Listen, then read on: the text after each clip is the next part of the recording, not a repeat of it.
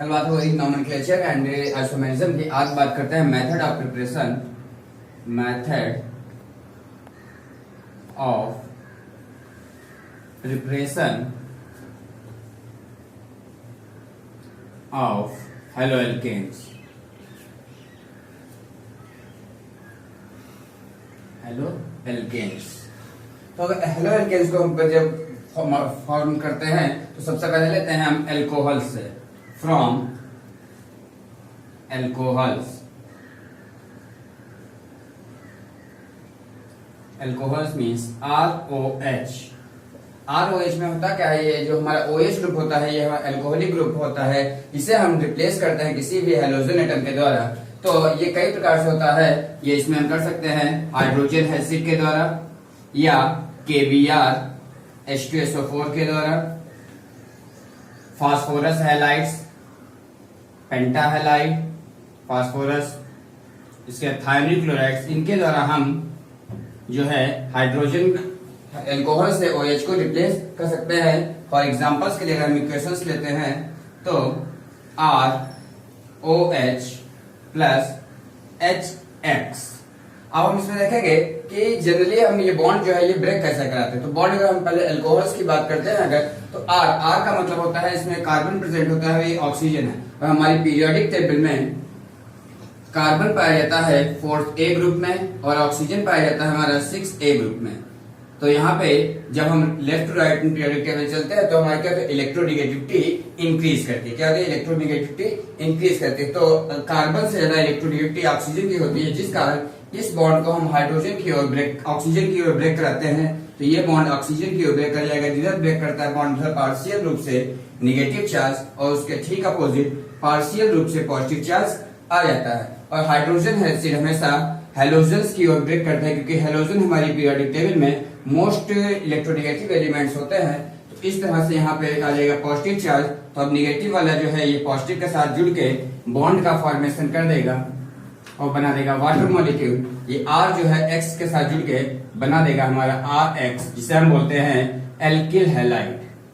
क्या कहते हैं, एल्किल हैलाइड। अब R के स्थान पे हम कोई भी एक जो है कंपाउंड लेते हैं, जैसे सपोज हम ले लेते हैं ethyl alcohol. Ethyl alcohol C2H5OH, इसकी हम हाइड्रोजन हैलाइड से क्रिया कराएंगे। हाइड्रोजन हैलाइड्स की HCl के साथ अगर हम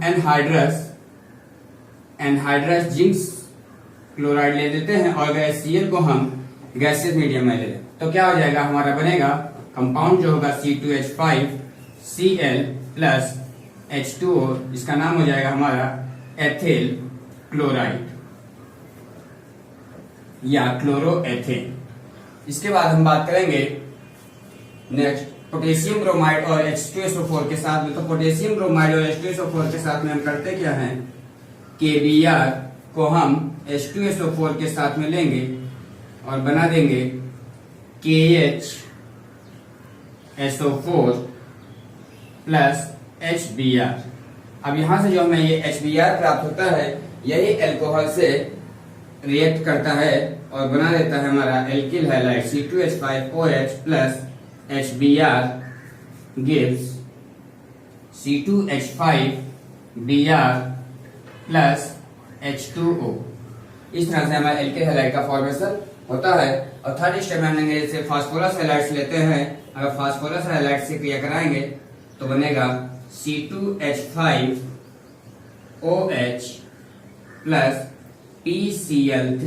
यहाँ पे क्लोरीन के 3 मॉलिक्यूल्स होते हैं यहाँ, इसलिए हम यहाँ पे अल्कोहल के भी 3 मॉलिक्यूल्स लेते हैं और बना देते हैं 3C2H5Cl प्लस H3PO3। H3PO3 इसका नाम हो जाएगा एथिल क्लोराइड और H3PO3 का नाम होता है आर्थो फास्फोरस एसिड।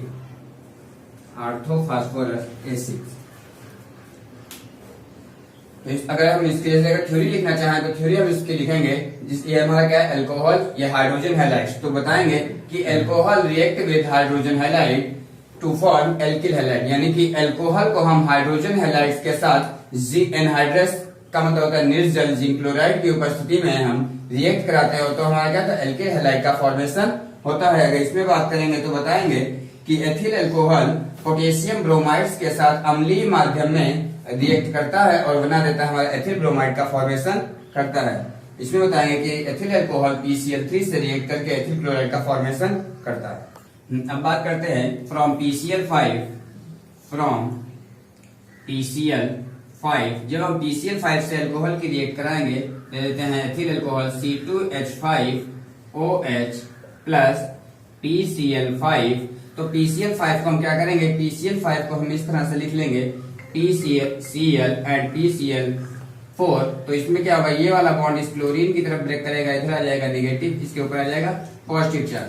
ये बॉन्ड इस तरह से ब्रेक कर जाएगा, इधर आ जाएगा निगेटिव और इसके ऊपर आ जाएगा पॉजिटिव चार्ज।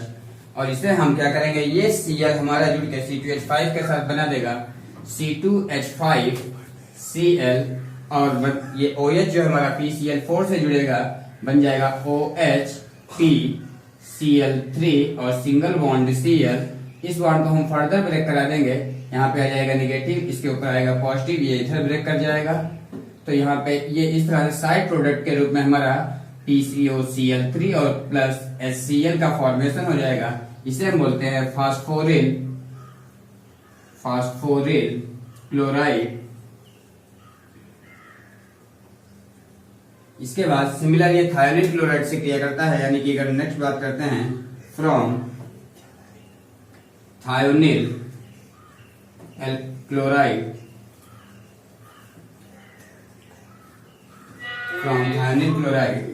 तो थायोनिल क्लोराइड में क्या होगा, अल्कोहल ही लेंगे, अल्कोहल C2H5OH। थायोनिल क्लोराइड का फार्मूला होता है SOCl2।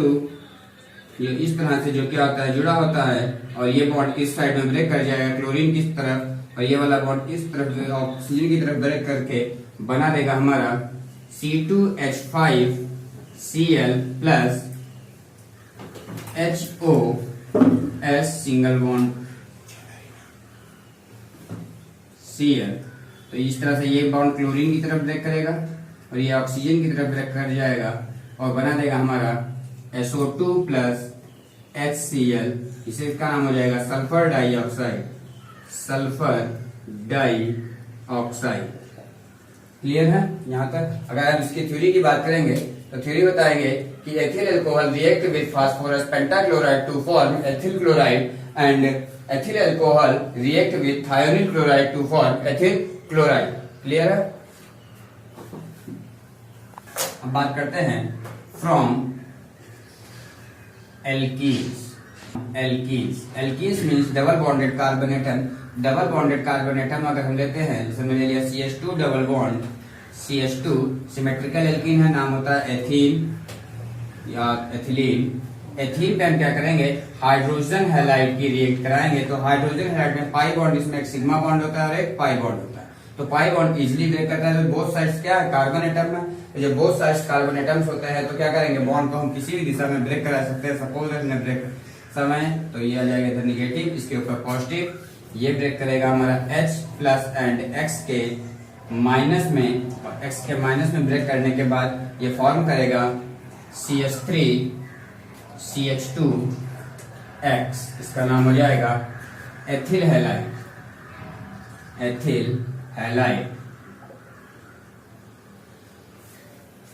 इसके बाद ये बात करते हैं, जैसे हमने लेते हैं CH3 single bond CH double bond CH2 plus HX। तो ये बॉन्ड इधर ब्रेक कर जाएगा, इसके ऊपर आएगा निगेटिव, इधर आ जाएगा पॉजिटिव, ये इधर ब्रेक कर जाएगा। तो ये इस तरीके से बना देगा हमारा CH3 सिंगल बॉन्ड CH, ऊपर आ जाएगा X, इधर आ जाएगा CH3 और बना देगा 2 हेलो प्रोपेन। अब जो है फ्रॉम एल्कीन से 2 मेथड्स होते हैं, 2 रूल्स दिए गए हैं, एक मार्कोनिकॉफ रूल्स, एक एंटी मार्कोनिकॉफ रूल्स। तो एंटी मार्कोनिकॉफ रूल्स के और एंटी मार्कोनिकॉफ रूल्स पे हम चर्चा करेंगे। तो पहले बात करते हैं मार्कोनिकॉफ रूल पे। मार्कोनिकॉफ में होता क्या है, पहले बात करते हैं मार्कोनिकॉफ रूल्स।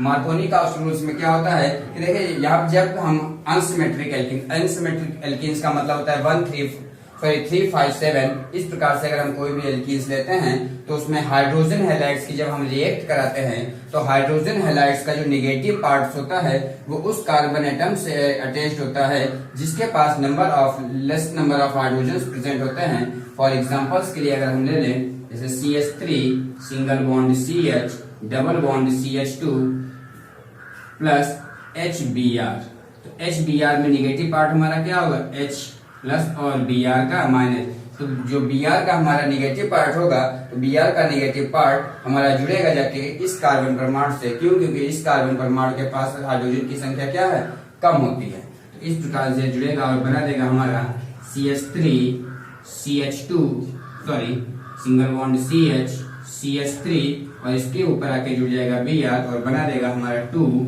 ब्रोमो प्रोपेन का फॉर्मेशन हो जाएगा। और इसी प्रकार से अगर हम एंटी मार्कोनिकॉफ रूल या पैराक्साइड इफेक्ट्स भी बोलते हैं, क्या बोलते हैं, पैराक्साइड इफेक्ट। तो पैराक्साइड इफेक्ट में क्या होता है कि अगर हम किसी भी अनसिमेट्रिकल एल्कीन्स पे हाइड्रोजन हैलाइड्स की रिएक्ट कराते हैं तो हाइड्रोजन हैलाइड का जो निगेटिव पार्ट होता है वो उससे जुड़ता है जिसके पास नंबर ऑफ हाइड्रोजन क्या होते हैं, अधिक होती है, या हाइड्रोजन हैलाइड का पॉजिटिव पार्ट उससे जुड़ता है जिसके पास हाइड्रोजन की संख्या क्या होती है, कम होती है। फॉर एग्जांपल के लिए अगर हम लेते हैं CH3 CH double bond CH2 plus HBr और बना देगा हमारा CH3 CH2 single bond CH2 single bond Br, इसका नाम हो जाएगा 1 ब्रोमो प्रोपेन। अब इसी प्रकार से अगर देखो इन दोनों में पहचानने का सबसे सिंपल तरीका होता है कि जो पैराक्साइड इफेक्ट होगा वहां पे कोई ना कोई पैराक्साइड जो है प्रेजेंट रहेगा। अगर पैराक्साइड प्रेजेंट होता है तो वहां पे हमेशा एंटी मार्कोनिकॉफ प्रोडक्ट का फॉर्मेशन होगा। अब नेक्स्ट है halogenation from halogenation of alkene.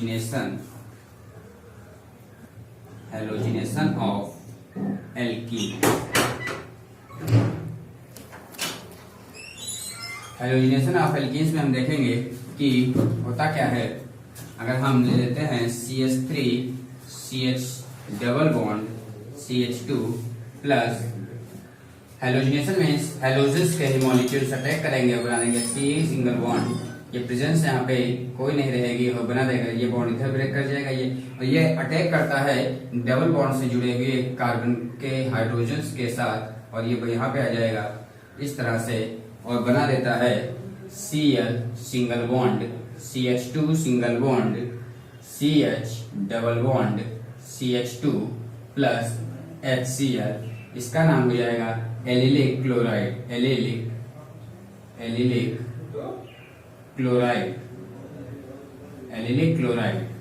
इसी प्रकार से अगर हम क्या करते हैं और अगर नंबर ऑफ कार्बन इंक्रीज करते रहेंगे तो जो क्या होगा, हमारे पास प्रोडक्ट जो होगा वो इंक्रीज होता रहेगा। इसके बाद हम बात करते हैं हुन्स-डीकर इक्वेशन।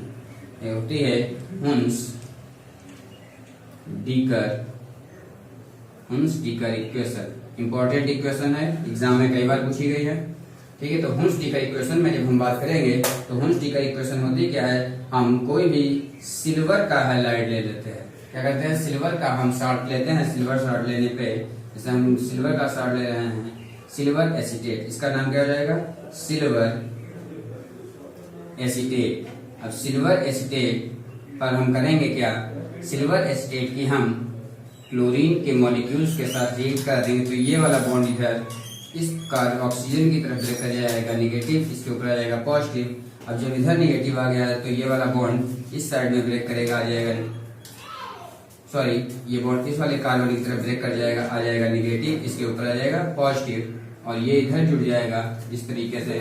तो ये वाला जो पॉजिटिव का Cl है ये CH3 के साथ जुड़ के बना देगा हमारा CH3Cl प्लस, अब क्या हो जाएगा CO2 प्लस AgCl और यहाँ पे जो प्रेजेंस रहेगी कार्बन टेट्राक्लोराइड की रिफ्लेक्स इसमें रहती है। इसके बाद हम बात करेंगे from alkanes. From alkanes, alkanes में हम क्या करते हैं कि एल्केन्स जो हमेशा होमोलिटिक फ्यूजन देता है। क्या करता है? होमोलिटिक फ्यूजन देगा। पर हम क्या करेंगे? इलेक्ट्रोनेगेटिव के बेसिस पे बताएंगे। तो हम सबसे सिंपल ले लेते हैं CH3 सिंगल बॉन्ड H, नाम होता है इसका मेथेन। मेथेन के ऊपर हम क्या करेंगे?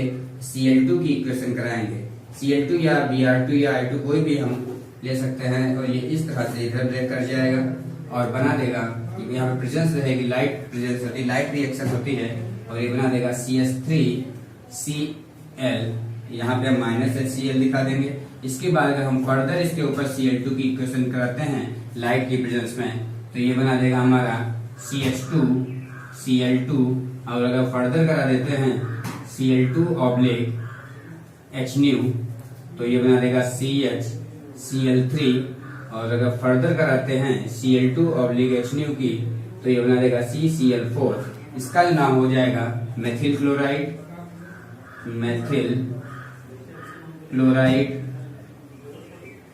डाइक्लोरोमेथेन।